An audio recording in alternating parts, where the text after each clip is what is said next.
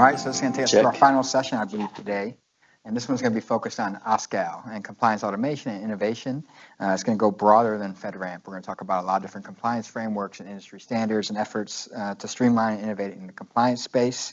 We have Michaela Iorga from NIST. We have Phyllis Lee from Center for Internet Security and Yeoh from Cloud Security Alliance. So I'm really excited to chat with these folks. There's been a lot of conversation today about OSCAL, automation, streamlining, compliance frameworks and so on. So before we dive into it, though, for folks that aren't familiar with OSCAL, Michaela, can you tell us a bit about it, what the objective of the project is and so on? I would like by starting telling the audience here who did not hear the word OSCAL or knows what it is before today. That's a good sign. Nobody is raising the hand. That assume that you heard of OSCAL. It's fantastic. That makes my day. How many of you now dipped into OSCAL and is using it, is trying to either build a tool or to use it for internal purpose? Yay. We can have more of those, to be honest. So please allow me, because you know probably OSCAL as well as I do, allow for the other member of the audience here to describe it. So OSCAL stands for Open Security Controls Assessment Language.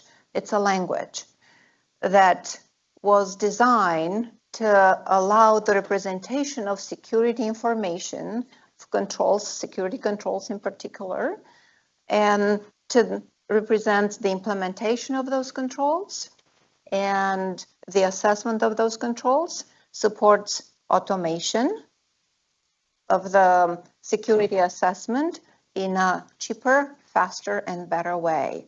So I'll go a little bit over those very fast because we tackled those earlier, and I think that I have a different angle of how OSCAL can provide the Chinese menu. So OSCAL being standardized and being open source allows you to do a cheaper and a faster, because it's allowing you to do automation, assessment of the controls. OSCAL allows you to do better because we design it to provide a very fine granularity of the information. So you can represent, starting with the controls, you can represent that. But OSCAL is, for the ones that are not very familiar with, it's a set of models, like we refer to them schemas or models, that allow you to represent information from 3 layers. You can represent catalog of controls in OSCAL, and it's designed to be very flexible, so we can represent not only 853 catalog of controls, we can represent CIS controls, and we have them. We can represent CCM version 4 controls, and CSA provided that. We can represent the Australian catalog of controls, ISM, and it's available out there. Japanese government is working on representing their information, their controls in OSCAL. I'm working with Anita on representing the controls for Cybersecurity Act in OSCAL, and we have partners all around the globe that are using OSCAL to represent their controls, their requirements. OSCAL allows you, with the second model that we have, to customize those controls, to create, we refer to them profiles. So when you take a profile, you can take a subset of controls, you can change that, you apply anything that you want, you can tailor them up and down, do whatever you want. This is how we represent the NIST 853 baselines. This is how FedRAMP represents the baselines that they're working with. Now we're moving to the implementation layer. We have a system security plan model that allows you to document how your systems are implementing these controls and are satisfying the controls.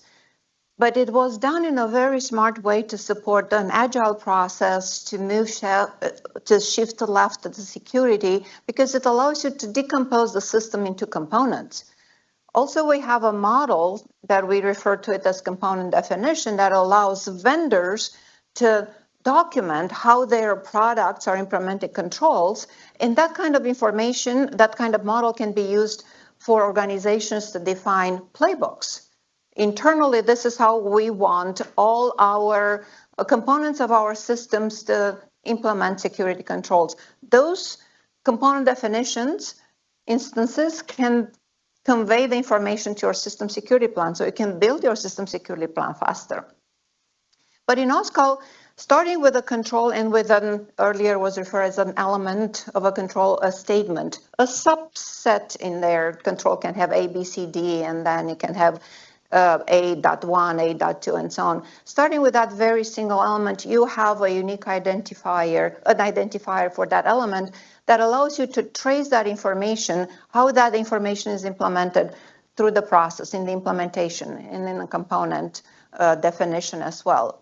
Now coming to assessment layer, we have 3 models there that are supporting your risk management process. One is planning the assessment.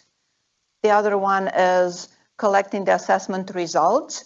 And then the third one is the plan of actions and milestones that allows you to convey all the findings and observations back to the system owner. They're designed in a way to also respect and support different roles within an organization and allows you in a very nice way, because you are talking here today of reducing the time, automating the process, to identify with unique identifiers where the change happened and go and reassess only what the change was identified.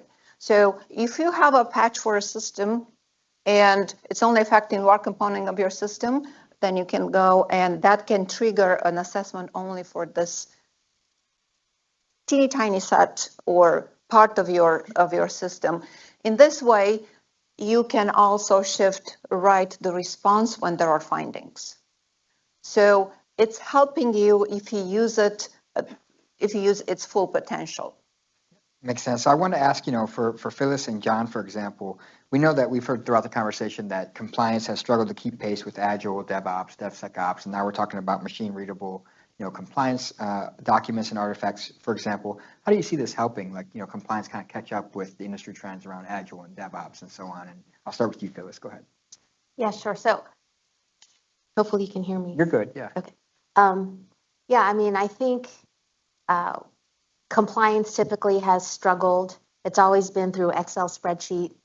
I mean, who knew that Excel could be so ubiquitous and used for so many reasons? And so I think it's important if we want to be agile, which is I put in quotes because we always say we want to be agile, but what does that really mean and how is it that we can actually achieve that, right? So agile is, you need that automation. You need to be able to make decisions at a lower level quickly. You need to be able to change direction if need be.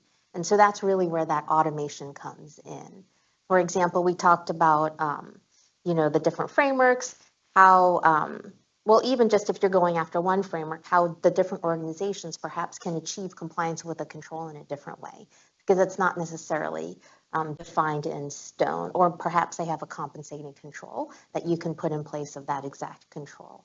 You're hoping that that automation can help you achieve that and help you express that, as well as to get input from different tooling, right? So every organization has different tooling that's getting data across from the network. And so what you want is also that automation of, hey, here's this unique identifier that identifies this control. Here's how we satisfy that control. And hopefully the machinery behind how all of us run our networks and make sure that we're compliant with different regulatory frameworks can feed into that automation or those unique identifiers to show compliance in an automated way. How about you, John, from CSA's perspective? Yeah. And we've heard so much today about automation, and that's like the big word, but it's always, how do you automate?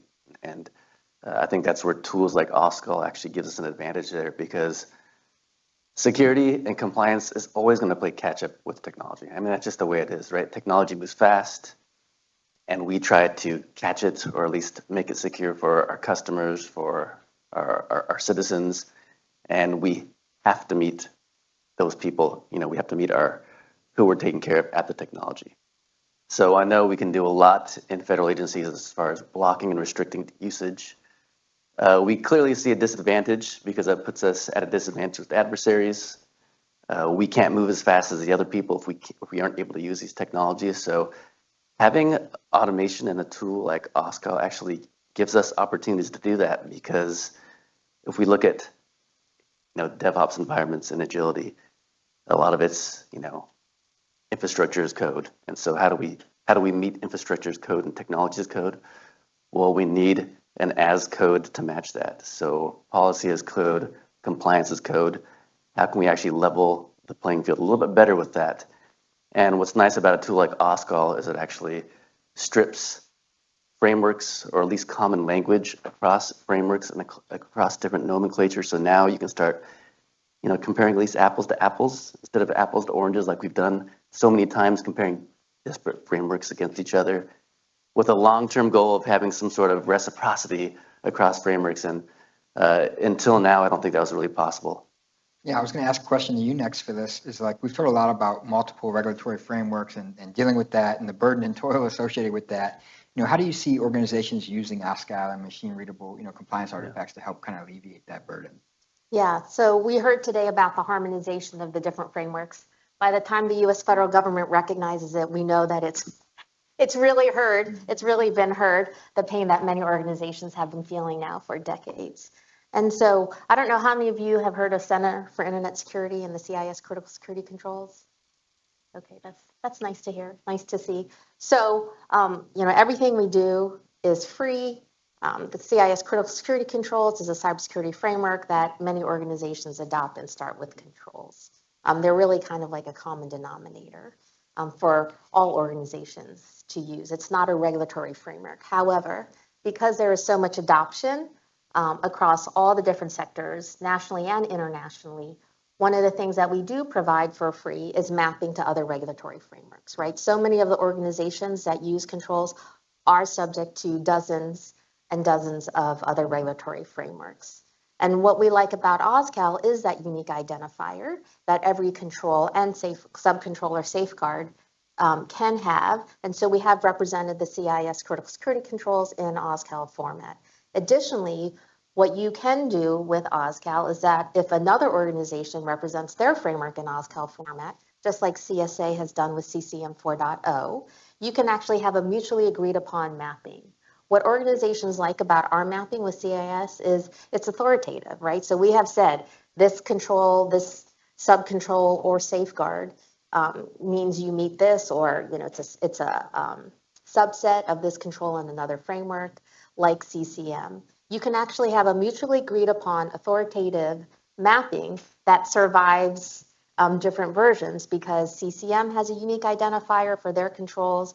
We have unique identifiers for our controls and supporting safeguards, and our mapping gets a unique identifier. And so we've done exactly that with Cloud Security Alliance. We have a mutual mapping. It's posted on GitHub, and so it's very exciting. And what we hope is also for tool vendors to take advantage of OSCAL. We initially put the controls in OSCAL format, so tool vendors could have a machine-readable version of CIS controls, and now they can have a machine-readable version of mappings, because all the tool vendors, the GRC vendors, are trying to do that as well.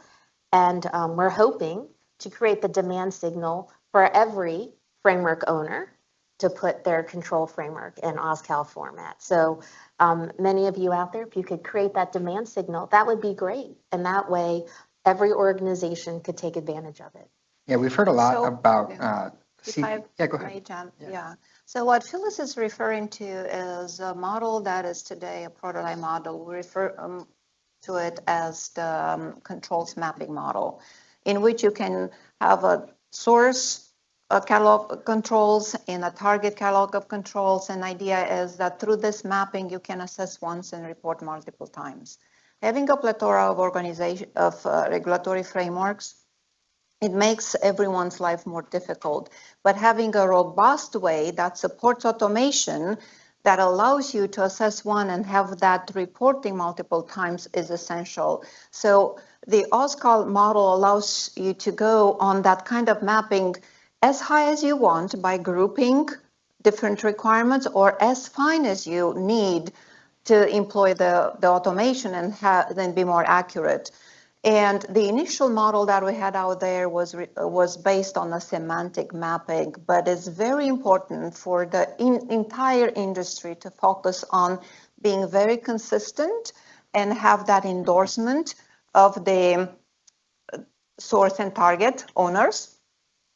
Those have to be represented in OSCAL to be able to have those identifiers and be able to do the mapping.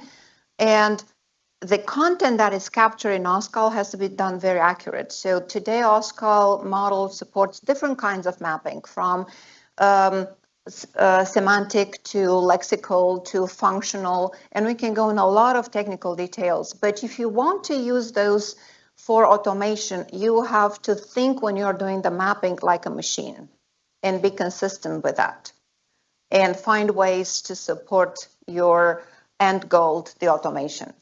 Yeah, speaking of the mapping, for example, John, I know Cloud Security Alliance has CCM, the Cloud Controls Matrix, which has been mentioned a couple times now. It maps to 70 plus, I think, other frameworks, which kind of speaks to how many there are first. But how have you guys used OSCAL to help accelerate that cross-control framework mapping and the reciprocity push that we keep hearing about? Yeah, everybody familiar with the Cloud Controls Matrix? Do they know what it is? See a few nods, but just in summary, it was designed about 14 years ago. It took existing frameworks like NIST, I think it was R2 back then, 853, ISO, and it made everything very specific to cloud. So it was a vendor-neutral, cloud-agnostic security framework. And throughout the years, we create research working groups that would work within these frameworks, kind of like how we do things still today, surprisingly. The manual method of comparing frameworks against each other. And has anybody been in a standards development room where people will talk for hours about one control, one sentence, maybe even one word? I mean, I've been in conversations like 2 hours discussing the word shall versus must. And this happens. So there's a lot of interpretation of controls that happen. And OSCAL has helped eliminate some of that. And I do mean some of that just because I think there just still is open interpretation to a lot of the language controls that happened, across all these different frameworks. The CCM is translated into 13 different languages right now. And I remember when we first started converting into languages, I was thinking, I mean, we argue enough over what it means in English, and now we want to try to translate that to 12 other languages, and now we're also introducing a machine-readable format. But what that machine-readable format does too, right, is it helps implement that control. We talked about automation before, and this gives you that ability to do that. It does actually help.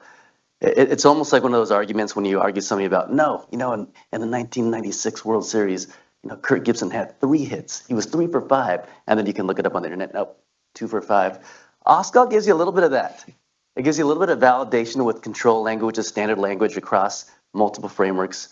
And we've taken CCM, stripped it down to machine-readable languages like YAML, and have leveraged the OSCAL tool to be able to be implementing CCM across all sorts of now policy and governance tools. So yeah, definitely recommend folks check out CCM. It's a pretty comprehensive resource with a lot of mapping and insight. And get involved in actually helping create these versions because it's all driven by the community, by people. Yep. And then, so Phyllis, we've talked a lot about, frameworks and reciprocity and so on, but I know CIS does a lot of work around secure configurations and benchmarks, which is different than a compliance framework per se.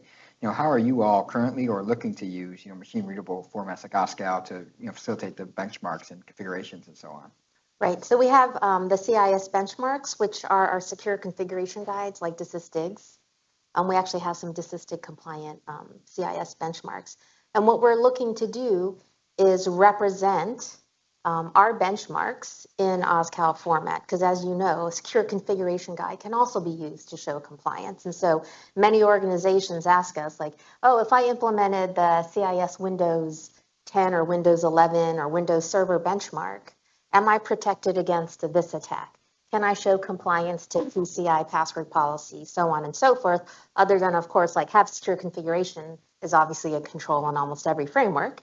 CIS benchmark matches that, but we know that CIS benchmarks really can show compliance to several other things. And so what we're trying to do internally is, number one, represent those benchmarks in an OSCAL format in a machine-readable way, and to show that compliance For us, it'll be through the CIS critical security controls. It'll be like a mapping to the benchmarks, and from benchmarks to a safeguard, and then to these several other frameworks. We only map to dozens, not so many. I will tell you, CSA is very impressive with their volunteer community. If you ever want to model a volunteer community, you should model it after the CSA model. So that's what we're hoping with benchmarks. So often, organizations ask us that to show compliance, and we're also getting that demand signal from the tool vendors.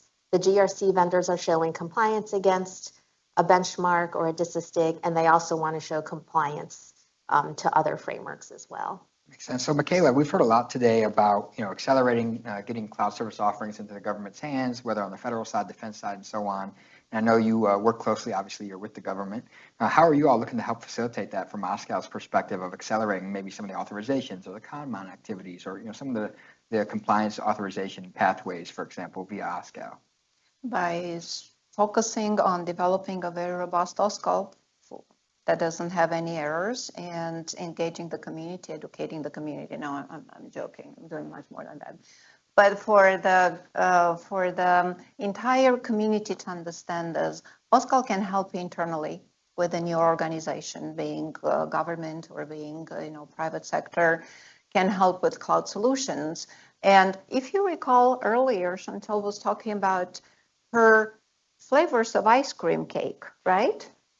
So how difficult it is to build on vanilla NIST controls that were changed with some baselines from FedRAMP that were chocolate, and she had a strawberry on top that was specific to CMS. So all those can be very easily represented in OSCAL once, with that traceability that is natively built in. And then when you implement those flavors, you know exactly where you're rooted and what you assess against. And you can do that in a cloud environment. You can now, with OSCAL, also traverse the stacks, the logical stacks in a cloud environment, because even though an infrastructure as a service will have their own package that can be decomposed, actually, each service can be a component and have that granularity that organizations need, because they don't use all services from AWS. So they cherry pick from there, allowing them to very accurately know what controls are implemented and are used for particular services, particular components of this global package that is submitted and is assessed, is very important for agencies.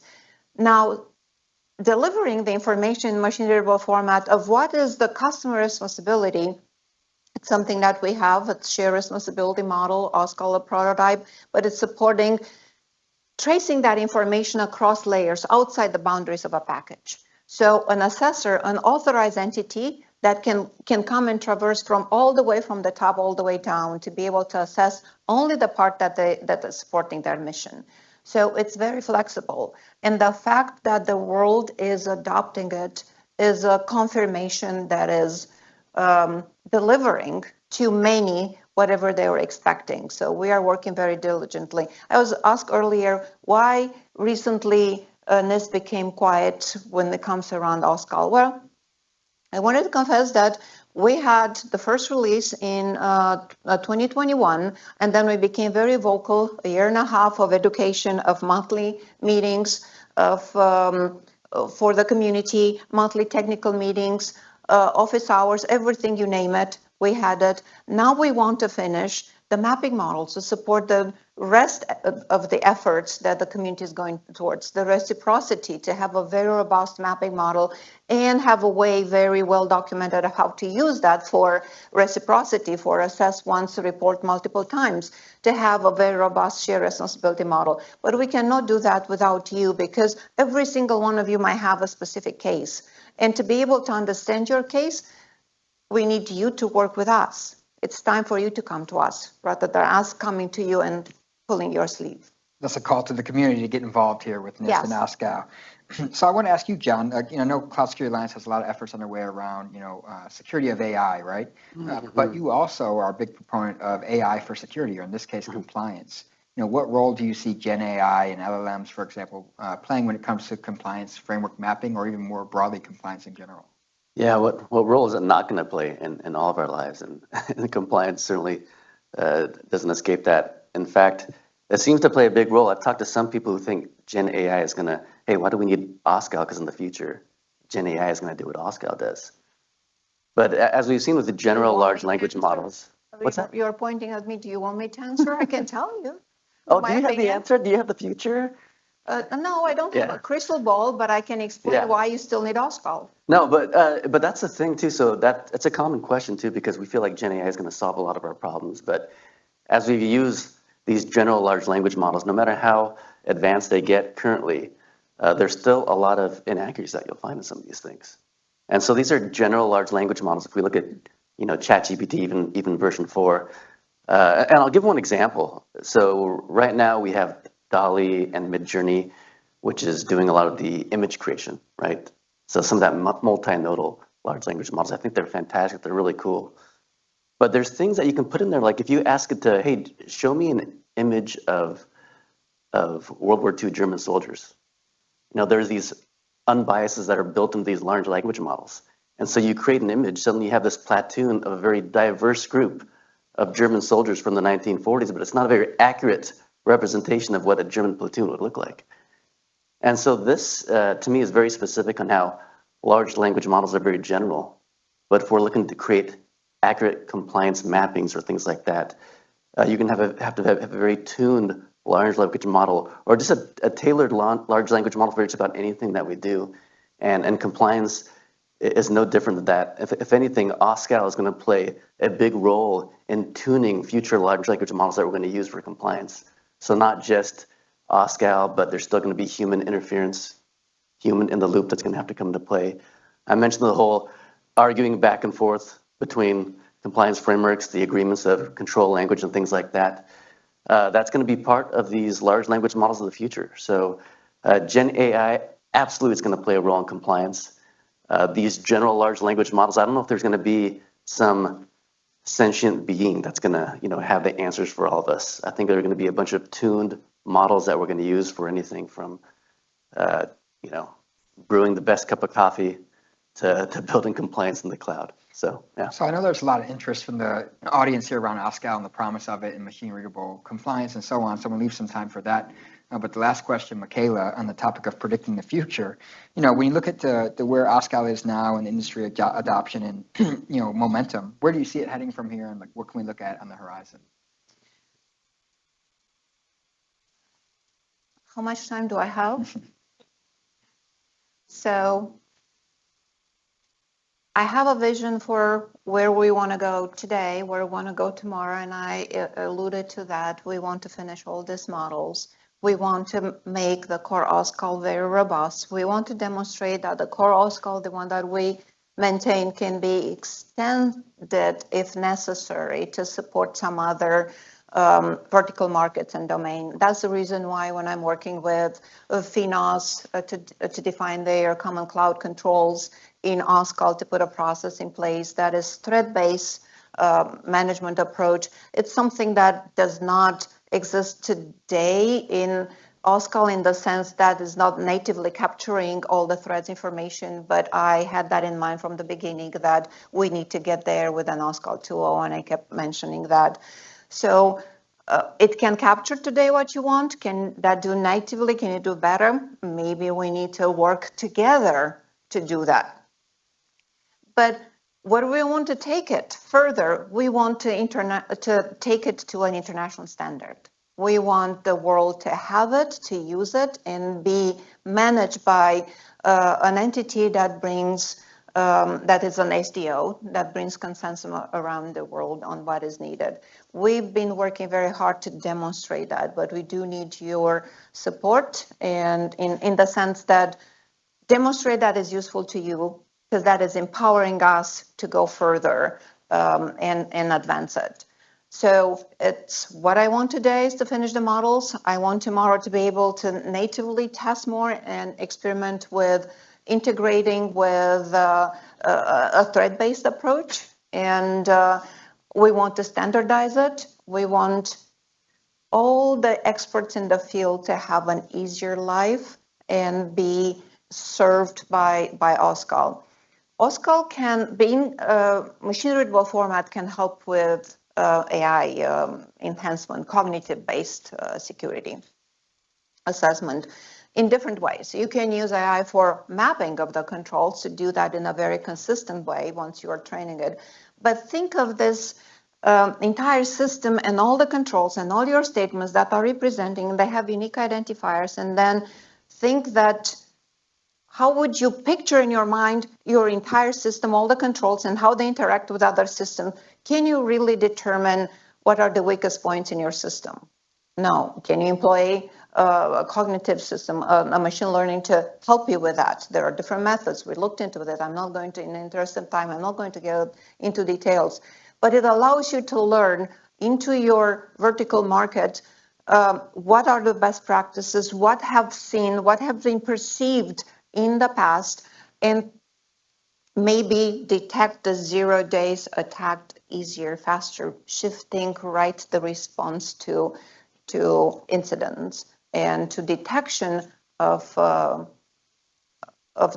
those incidents, of those breaches. Makes sense. So I know there's a lot of interest both from federal agencies, cloud service providers in the audience, tool providers, GRC platforms, and so on around OSCAL. So let's open it up to the audience. Any questions around OSCAL or machine readable compliance artifacts and anything that we just touched on there? Got a couple. We need a mic or?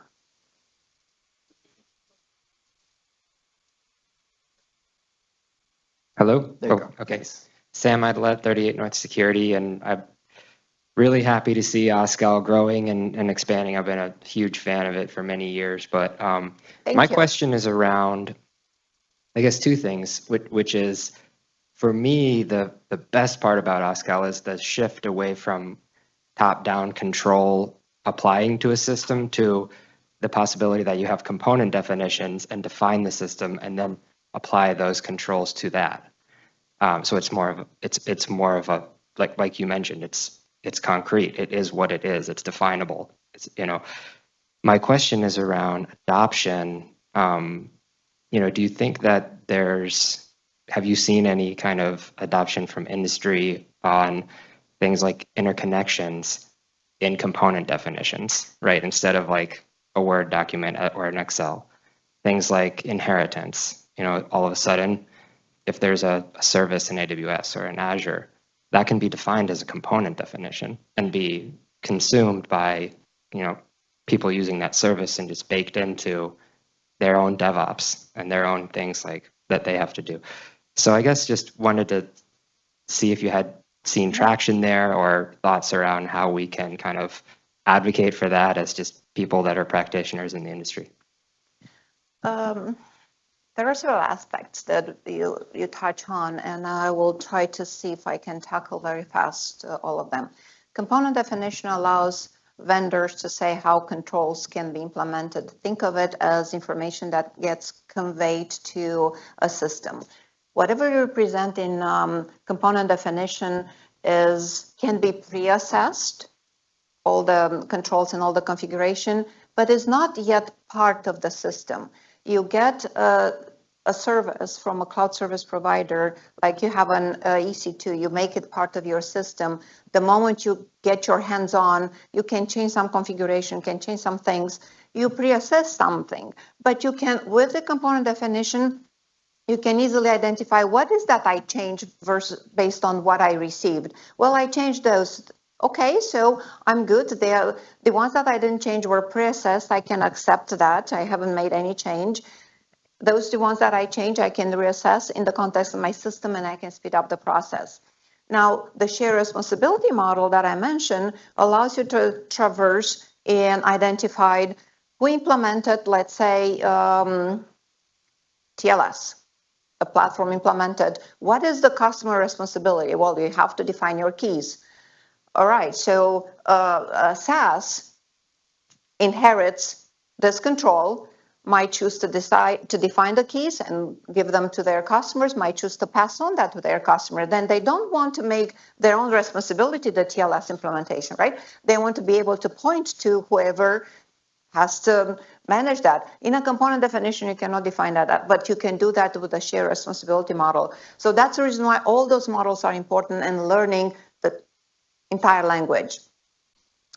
Who does it and what? Component definitions, so there is an OSCAL.io, community organized, community managed here in the US. There is an EuroOSCAL.eu in Europe, community managed Friends of OSCAL.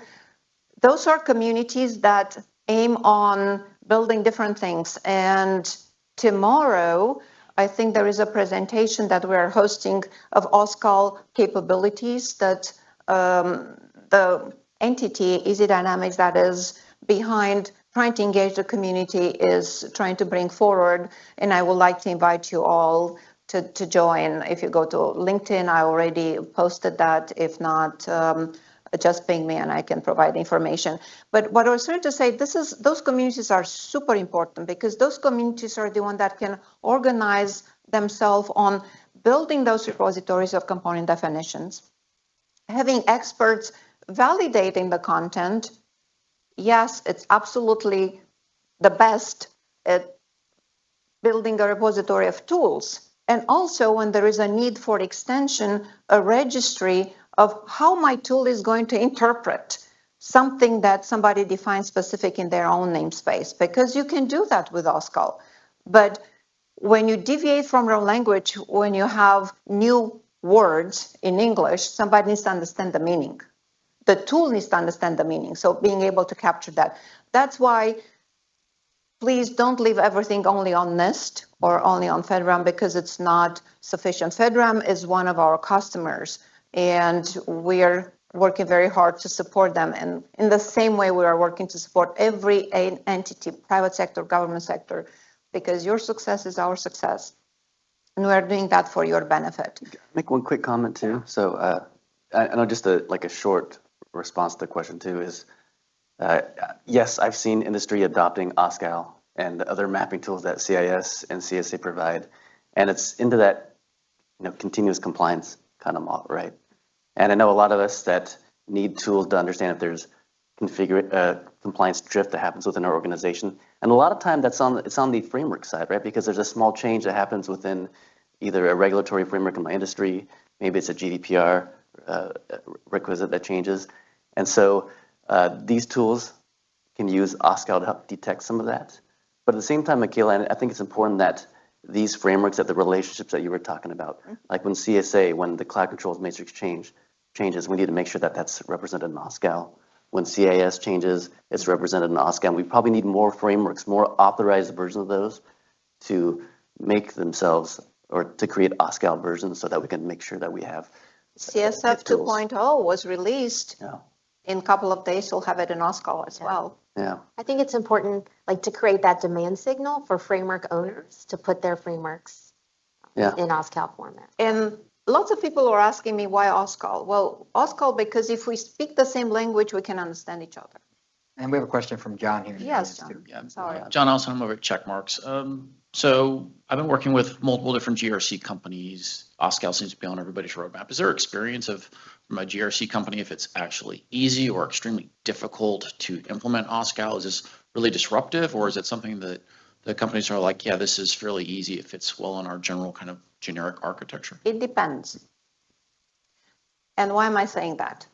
So if a GRC tool was built to support data that is not very granular and support controls at the entire control level and not even capturing how that control is implemented by different components of the system, they will have a harder time to move their backend support into something that is more agile, that is finer granularity, that can employ automation. If you take a huge control and you put it in OSCAL, but you have a lot of the CIS team member that I worked with says, lots of asks from our controls. So you have to do a lot of things. Then you still need a human to break that down. If you break that down yourself and your tool, the GRC tool, allows you to capture that, the backend, to be able to process the information, then it's very easy. There are tools that were developed after OSCAL came on the market when we started the research. And probably they are ahead of the game because they natively support that granularity. If not, you have to be very innovative to provide that, because automation without that fine granularity is hard to implement. Michaela, does NIST help organizations adopt OSCAL, or it's just, hey, it's open source, you got to figure it out for yourself? Is it the latter? More so the latter than the... Of course we support everyone that wants to adopt OSCAL. It's my baby, right? And I want my baby to go to... Fantastic. Grow up. Yeah, well, it's already... Yeah. I think So we I have would another... say, Oh, go ahead. I would just say I have worked with big GRC vendors who are open to implementing OSCAL and have put it in their roadmap. So there's the side of OSCAL where, hey, I'm representing CIS controls in OSCAL format. Is this something that's a benefit to you as we go from version 8 to 8.1 to whatever? Is this something that you're interested in? I would say across the board, yes. Additionally, the GRC tools really want that mapping, right?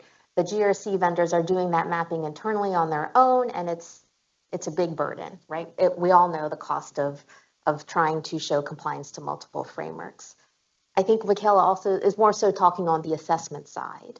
So can you use OSCAL right now to actually do that automated assessment for a GRC vendor? I think that is different, as most GRC vendors, as I'm sure you all know, either have their own ways of getting data or have partnerships with other vendors who are getting, that data for them to show compliance. So that's a different beast. As one control in another framework may ask for like 10 things versus a control in one framework maybe ask for 1 or 2 things. So that mapping thing is difficult. It could be several controls on the source side to one control, on the destination side. But that's not difficult in OSCAL from the OSCAL perspective. It's right. difficult from the information that you're trying to capture and how you want to use it. So, but if the framework owner actually took responsibility for putting their framework in OSCAL format and perhaps saying what it means to comply with that framework in OSCAL, it could make that burden easier. It goes back to the industry-wide shift that needs to be coming from not just NIST, but also the framework organizations that own these things, and the community as well. And we have another question here from John in the audience again. Yeah, thanks. My name is John Ziola. I'm a huge fan of OSCAL. I've been following it for a long time. Yep, we know each other well. I actually led a project in the CNCF where we just recently started to publish all of the controls in our white papers from tag security in OSCAL format. So it's really great. Yeah, thank you. And so the question that I had to do with that controls mapping work that was referenced earlier. I think they said, dozens, maybe nearer to like 70 or so control mappings exist out there across frameworks. And there was a statement made that it was kind of mutually agreed upon. I was wondering how that mutually agreed upon part works, as far as, are you able to like cryptographically sign that you said this is okay? And is there any interest in like building a community that says maybe this one control framework's not getting involved with saying that this is a good mapping, but other people can attest that yes, this is a good mapping between these two frameworks, and how that might work? Yeah, I can certainly comment on some of that. So mutually agreed upon is when the entity that we're mapping to approves of that mapping. Right. And of the 70-some that we have too, not all of them are mutually approved, but it does go through an industry peer review process. So it is accepted by your peers, and that's, we have a process for that to validate at least the mappings. But to me, I think sometimes these change often with interpretations, with the regulatory changes. And so it's something that we need to pay attention to, all the time. And, one comment too, I know we're really good. I think the three of our organizations, we are really, really good at building the what, and the how to implement things becomes certainly a challenge for organizations. And, at CSA, we don't have the technical resources to supply that to people. So we have third-party consultants that almost like a marketplace of people that can help do that. And that was what my question was for you, Michaela, too. I don't know if NIST has a trusted consultancy group to help people implement some of the tools that you create. But we know that we can't do everything for everybody. So just to respond to your thing, to John's question about the mutual mapping. I mean, we do outreach to other organizations to say, hey, CSA, yeah, sorry, didn't mean to leave you hanging. So, and we said, hey, let's do a mutual mapping. So if CNCF wants to set something up or do something, we would love to do that. Does it need to be cryptographically signed? My response is no, and I'm former NSA, but because that really complicates things, I think, when you bring crypto in and verifying all of that. I would like to keep it simple initially, but I think that would be great to kind of also create that peer pressure to get those framework owners to put their frameworks. And also, let's be honest, a mapping that is done with consensus of source and target at the control level can very well change in the context of how of the safeguards that the system implements. So I used that example earlier in our conversation. If I have a control that said implement TLS and another one that it says encrypt data in transit, right? So depending on what I employ, what I'm implementing for my system, I'm using TLS, then I can report that I satisfy both of them. So that relation that initially was established, that they are kind of equivalent semantically, I can take at the level of my system and say, yes, because of my implementation, my choice of TLS, now I can report on both of them. But what if I decide to put VPN in there? So that equivalence is totally broken, so I need to be able to capture that. So it goes beyond the initial mapping. It has to provide the ability to every system owner to use it, but tailor it.